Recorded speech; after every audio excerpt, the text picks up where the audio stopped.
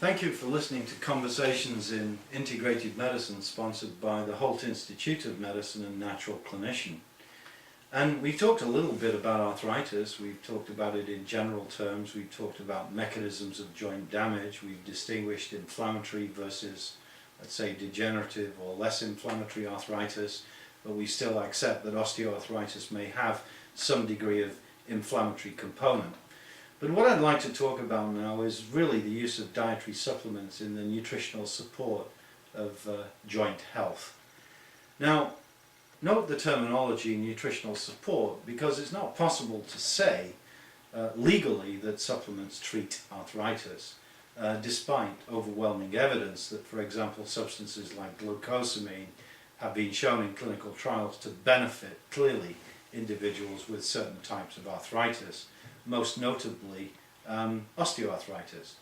Now let's look at some of those studies and understand that glucosamine is a chondroprotective agent, a natural anti-inflammatory, if you like, or a protomorphogenic agent for cartilage. So what we see in some of these studies is the induction of repair and renewal of cartilage observed in some use or some usages of glucosamine. There have been direct comparisons between the use of glucosamine and non-steroidal anti-inflammatory drugs. But here is the important point. Glucosamine takes up to 12 weeks to become maximally effective, and during that period of time patients may benefit from topical bone and joint rubs containing capsaicin, salicylates or menthol or camphor, these cooling agents, essential oils. But in essence, that prolonged period of time required for action sometimes makes the patient give up on glucosamine. That's a very important point. In the studies of comparing glucosamine versus naproxen, a non-steroidal, it's seen that the naproxen has the fast, quick fix effect. But as you go out 3 months in comparing joint symptomatology, you see glucosamine start to kick in comparisons and actually surpass potentially the use of naproxen after a period of a dozen weeks or so. So it's that timing that's very important and a very important therapeutic challenge. So I keep explaining this idea of using topical bone and joint rubs, at least on a temporary basis, especially if people are trying to wean themselves off non-steroidal anti-inflammatory drugs. But I need to be cautious in making these comparisons. Now, glucosamine is obviously the archetypical chondroprotective agent, but it must be used in a dose of about 1.5 grams per day, and any products that don't contain this amount must be questioned in terms of their benefit, because that's the dose or dosage that was defined as being effective. Now, chondroitin has really a history of being looked at and examined in its benefits for arthritis, but a lot of the studies were done with injectable forms of chondroitin, not oral, and there are problems with absorbing sufficient amounts of chondroitin. So in my mind, it certainly isn't the chondroprotective of choice. Glucosamine to me has more advantages, not the least of which it tends to be cheaper. So there's the phenomenon of chondroprotection. But when we're looking at supplements and the multiple mechanisms of joint dysfunction, we can look now at how we can come up with some synergy in formulation of supplements. And that leads me to the anti-inflammatory benefits of boswellic acid, or Boswellia serrata, which is a leukotriene inhibitor. We know inflammatory mediators are present in joints. Equally, I can mention fish oil in that regard, and the use of eicosapentaenoic acid.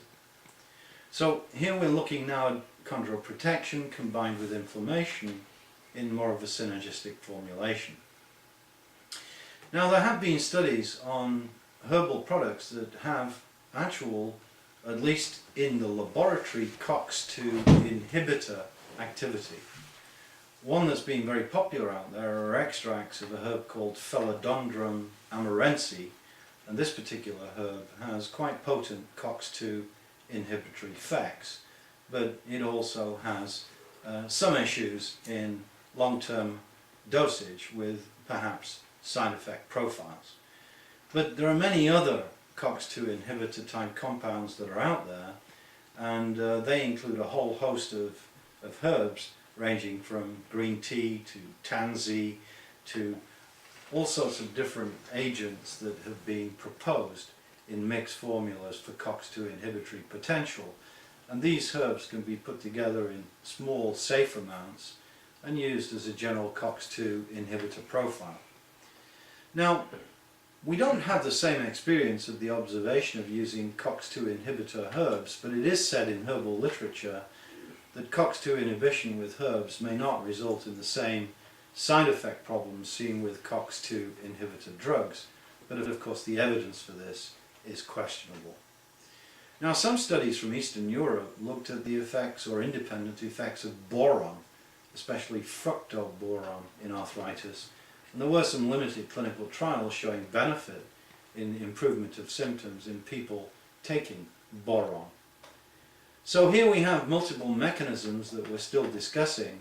We're discussing inflammatory, we're discussing chondroprotection, all available to us in a mixture of botanicals, nutrients and herbs. We're talking about the benefits of fish oil.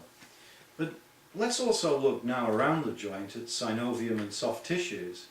And the idea of using things like bromelain comes to mind.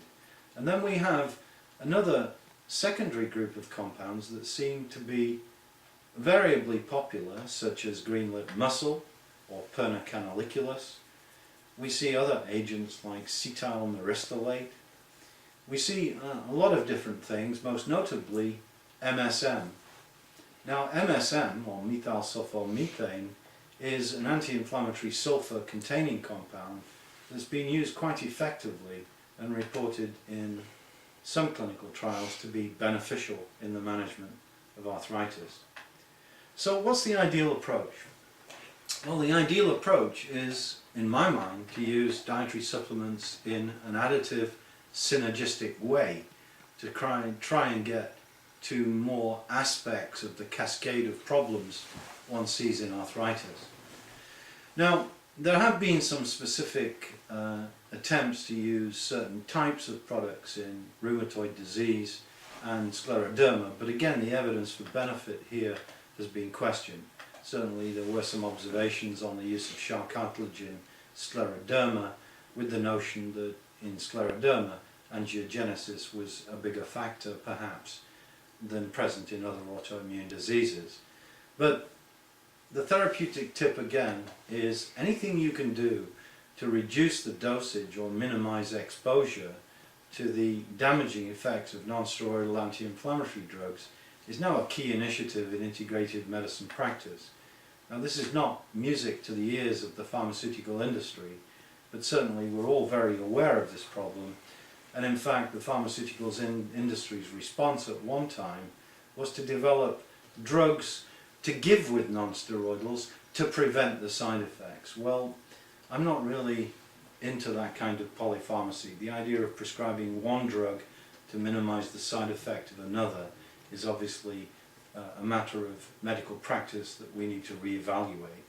So I'm very supportive in the use of nutritional support for bone and joint health and improvements in joint mobility and symptomatology.